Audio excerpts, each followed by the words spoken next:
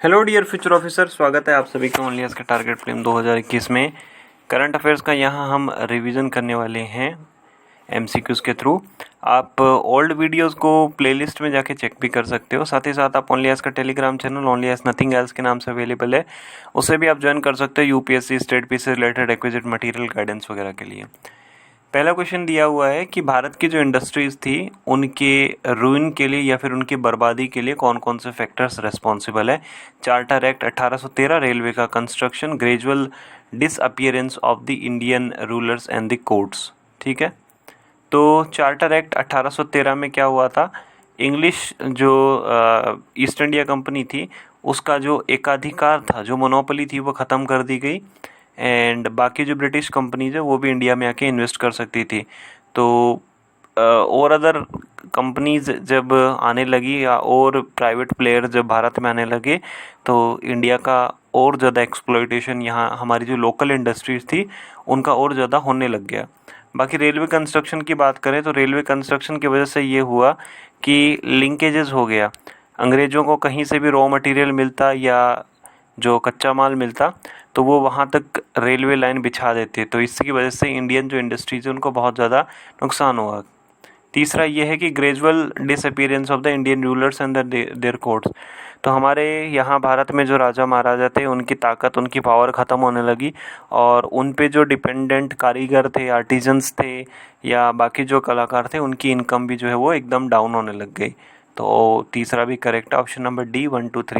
ये सारे के सारे फैक्टर्स रिस्पॉन्सिबल है। तीसरा भी सही है एंड पहला भी सही है, दूसरा भी सही है। हिंदी में आप इसे यहाँ देख पाएंगे। क्वेश्चन नंबर 2 दिया हुआ है कि नील दर्पण से रिलेटेड अपने को स्टेटमेंट दिया हुआ है। नील दर्पण जो कि इंडिगो नील की खेती के ऊपर बेस्ड है। तो पहला लिखा है कि दीनबंधु मित्रा जी ने इसे लिखा था 1860 में। दूसरा इसमें बोला गया है कि इसमें जो इंडिगो के जो कल्टीवेटर्स हैं, जिन लोगों ने इंडिगो जो नील की खेती करते थे उनका किस तरीके से ऑपरेशन होता था उसके बारे में बात की गई है। तो जहाँ तक पहले स्टेटमेंट की बात करते हैं तो पहला तो करेक्ट होगा ही होगा, क्योंकि नील दर्पण, ठीक है, नील तो मतलब नीला, ब्लू, इंडिगो एंड दर्पण हमारा शीशा जो मिरर होता है उसको दर्पण हम हिंदी में बोलते हैं। और दूसरा भी करेक्ट है। बंगाल और बिहार में उस समय जो नील की खेती से रिलेटेड जो ऑपरेशन था, जो हमारे किसान थे उनको ज़बरदस्ती, उनको फोर्सफुली इंडिगो की कल्टीवेशन के लिए उनको फोर्स किया जाता था। 2019 के प्रीलिम्स में 2019 के ही प्रीलिम्स में क्वेश्चन आ चुका है कि भारत में एक समय ऐसा आया जब इंडिगो का कल्टीवेशन एकदम जो है वो कम हो गया। तो उसमें कई सारे स्टेटमेंट दिए हुए थे।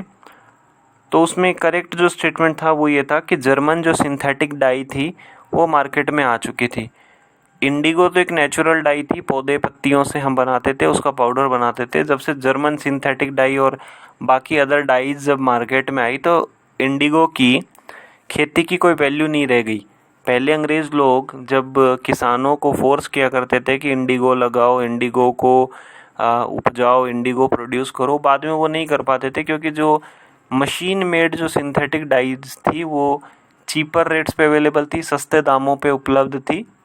तो ऑप्शन नंबर सी हमारा करेक्ट हो गया, बोथ 1 और 2। इंग्लिश में इसे यहाँ पे देखेंगे, हिंदी में आप इसे यहाँ देख सकते हो। क्वेश्चन नंबर 3 में दिया हुआ है कि वास जो इनिशिएटिव है वो किससे रिलेटेड है। गर्ल्स के एजुकेशन से, equitable and accessible water, gender equality and hygiene का एजुकेशन।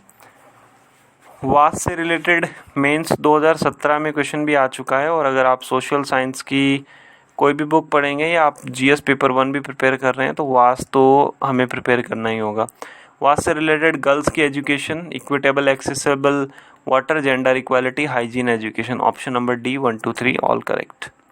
ठीक है, तो वास के इनिशिएटिव में काफ़ी सारे हैं, जैसे कि स्कूली बच्चों को सैनिटेशन के बारे में समझाना, उनको हाइजीन के बारे में बताना, लड़कियों को जो है एजुकेशन, जेंडर इक्वालिटी के बारे में बात करना। तो ये सारे काफ़ी सारे इसके काम हैं। And safe water, adequate sanitation, hygiene education. ठीक है, हिंदी में आप इसे यहाँ देख पाएंगे। क्वेश्चन नंबर 4 में दिया बहुत इजी क्वेश्चन है, जल जीवन मिशन से रिलेटेड है। It aims to ensure access of piped water मतलब हर घर में, भारत के हर घर में जो है वो पाइप मिले, पाइप वाटर जो है वो मिले। दूसरे स्टेटमेंट में दिया हुआ कि it focuses on grey water management, water conservation and the rain water harvesting. तो जल जीवन मिशन जो है वो 2 टाइप के होते हैं। पहला तो हमारा जो होता है वो है ग्रामीण, जो रूरल है। दूसरा हमारा अर्बन एरिया वाला जो है।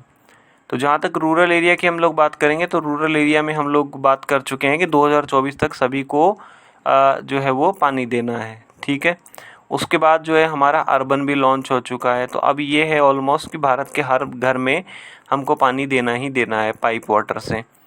दूसरे में जहाँ तक बात करें, जो ग्रे वाटर मैनेजमेंट है, वाटर कंजर्वेशन है, जैसे टॉयलेट्स वगैरह में जो पानी आता है, या मान लीजिए कि हम लोग जो बर्तन धोने के बाद में, यूटेंसिल्स को वॉश करने के बाद में जो पानी बच जाता है उसको हम कैसे फिर से रीयूटिलाइज कर सकते हैं, या बारिश का जो पानी होता है उसको हम कैसे यूटिलाइज कर सकते हैं, ये सारी बातें दोनों करेक्ट हैं। Option number C will be the correct, both 1 and 2। And here it is in English, Hindi में यहाँ पे उपलब्ध है। And now moving on to the question number 5. Question number 5 is saying about a scheme, SPPEL. The Scheme for Protection and Preservation of the Endangered Languages is initiative of Ministry of Culture, Education, Home Affairs and the External Affairs. इसमें बात की गई है कि scheme for protection and endangered language. तो languages से related जो है होम अफेयर कोई काम नहीं करता है, मिनिस्ट्री ऑफ एक्सटर्नल अफेयर्स भी कोई काम नहीं करती है। देखो, होम अफेयर तो पुलिस वगैरह से, इंटर स्टेट जो रिलेशंस हैं उनसे काम करता है, बाकी एक्सटर्नल अफेयर्स का तो काम ही नहीं है। बचा कल्चर और एजुकेशन। तो ये स्कीम जो है वो कल्चर मिनिस्ट्री की नहीं है, एजुकेशन मिनिस्ट्री की है। 2013 में मिनिस्ट्री ऑफ एजुकेशन यानी कि उस समय का जो MHRD था, उन्होंने ये शुरू किया था कि कुछ ऐसी लैंग्वेजेस हैं जो कि एंडेंजर्ड है, या तो उनको बहुत कम लोग बोलते हैं, या उन पे इतना ज़्यादा खतरा है कि वो आज नहीं तो 5-10 साल में ख़त्म ही हो जाएगी। तो उनको जो है वो किया गया। और अभी ऐसी लैंग्वेजेस को फोकस किया गया है जिनके एटलीस्ट जो है वो मतलब मैक्सिमम जिनके 10,000 अभी स्पीकर्स हैं, 10 से 1,000 से कम है, 9,000, 8,000, 7,000 इस तरीके से हैं, तो उन पे अभी फोकस किया गया है। हिंदी में आप इसे यहाँ देख सकते हो। एंड ये क्वेश्चन आज के हमारे थे। आज आपकी कैसी परफॉर्मेंस रही, कितने सही हुए, कितने गलत हुए, आप ज़रूर बताइएगा। इन वीडियोस को आप साथी बंधुओं के साथ शेयर ज़रूर करें। ओनली ऐसे जुड़े रहने के लिए आप सभी लोगों का बहुत बहुत धन्यवाद। आपका दिन मंगलमय हो।